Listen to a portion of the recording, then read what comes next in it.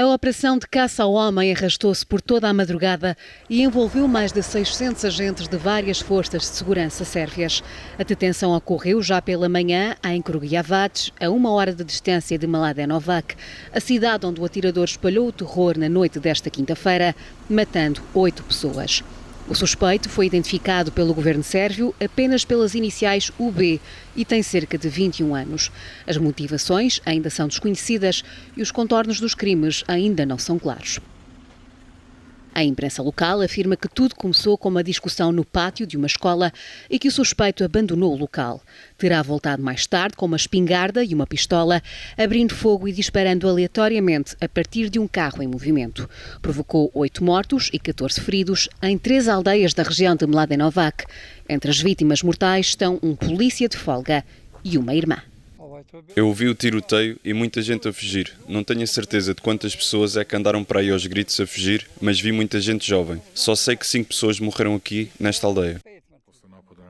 Depois de um ataque às nossas crianças, este novo tiroteio em massa atingiu qualquer pessoa que se encontrava fora de casa, à volta da fogueira, fora da sua propriedade ou no seu negócio. Este é um ataque contra todo o país e cada cidadão deve senti-lo. De rosto pesado por mais uma tragédia no país, a segunda em apenas 2 dias, o presidente da Sérvia anunciou a contratação de mais 1.200 polícias e novos limites à cedência de licenças de porte de armas. A dor sérvia arrasta-se desde quarta-feira, após o tiroteio perpetrado por um adolescente de 13 anos numa escola em Belgrado. Sensibilizado pelo episódio, o esloveno de NBA, Luka Doncic, mostrou-se disponível para pagar os funerais das 8 crianças e um funcionário da escola. Afinal, o drone que ontem à noite lançou o pânico em Kiev é de origem ucraniana e foi mal manobrado. Sem munições, o líder do grupo Wagner anunciou que vai retirar os mercenários de Bakhmut. A confirmar-se a retirada pode ser um retrocesso caro nos planos da Rússia. Há vários meses que os mercenários do grupo Wagner tentam tomar de assalto Bakhmut, uma cidade estratégica para que Moscou controle toda a região de Donetsk. Com cada vez mais baixas pesadas e sem munições e mais apoios do Kremlin, o líder Yevgeny Prigozhin decidiu retirar as tropas da cidade na próxima quarta-feira. O anúncio foi divulgado em comunicado, horas depois de o general ter publicado um vídeo endereçado às mais altas chefias do governo russo. Visivelmente enfurecido, com poucos rodeios e entre muitas palavras de maldizer, o combatente surge ao lado de dezenas de mercenários mortos nas últimas horas, atribuindo culpas ao chefe do Estado-Maior e ao ministro da Defesa da Rússia. A mensagem é também o reacendimento da rivalidade entre Prigozhin e Sergei Shoigu. A Rússia tenta pôr água na fervura e diz que vai tentar chegar a um consenso com a organização paramilitar. A verdade é que ainda há tempo, uma vez que a retirada só está prevista para daqui a 5 dias. Nas contas do grupo Wagner, faltam conquistar apenas pouco mais de 2 km² de Bakhmut. Entretanto, a Ucrânia continua a ser alvo de ataques aéreos noturnos. 18 dos 24 lançados pela Rússia, sobretudo contra Kramatorsk e Zaporizhia, foram abatidos pela defesa aérea. Quanto ao aparelho que ontem à noite foi derrubado nos céus de Kiev, já está confirmado que é um drone ucraniano que tinha sido mal manobrado.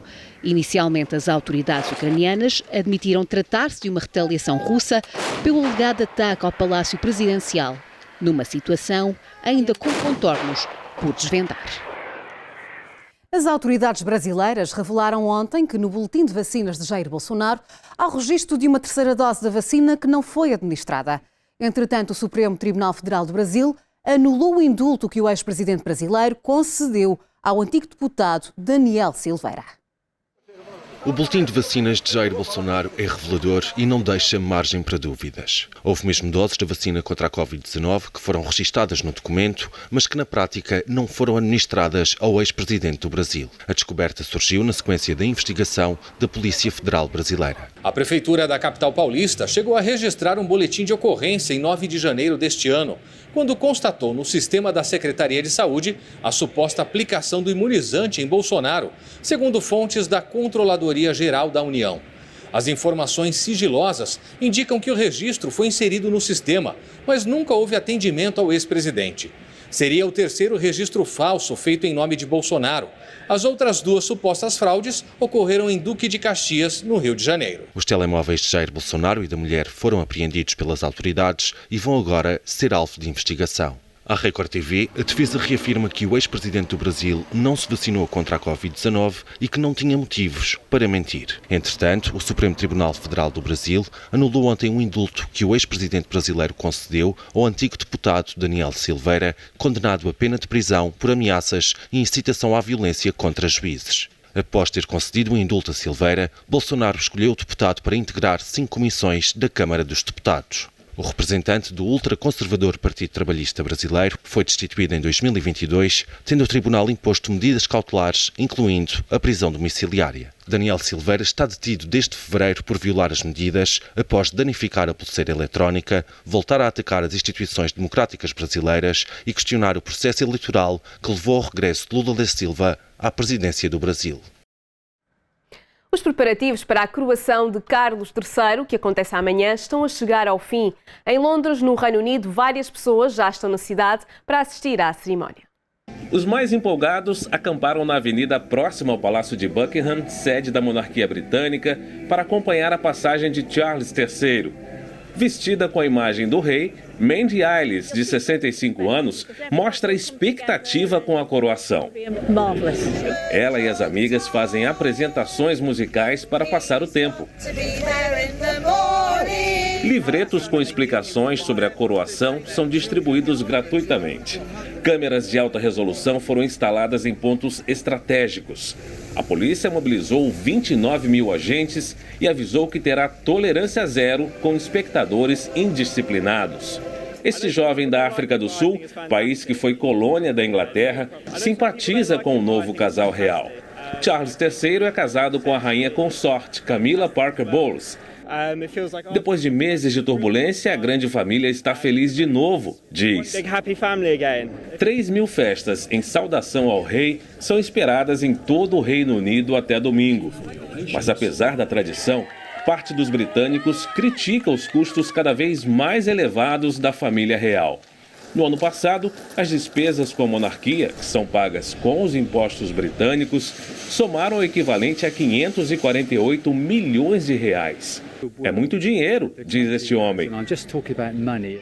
A lista de convidados da realeza, que já chegou a ter 8.000 nomes no passado, hoje está mais enxuta, 2.000. O presidente Lula desembarca na capital inglesa nesta sexta-feira. Antes de acompanhar a coroação no sábado, o presidente Lula será recebido na tarde desta sexta-feira pelo chefe de governo britânico, o primeiro-ministro Rishi Sunak. Na reunião de 45 minutos, Brasil e Reino Unido discutirão propostas para possíveis acordos nas áreas de comércio, tecnologia e meio ambiente. No início da noite, Lula janta com Charles e outros 10 chefes de Estado no Palácio de Buckingham.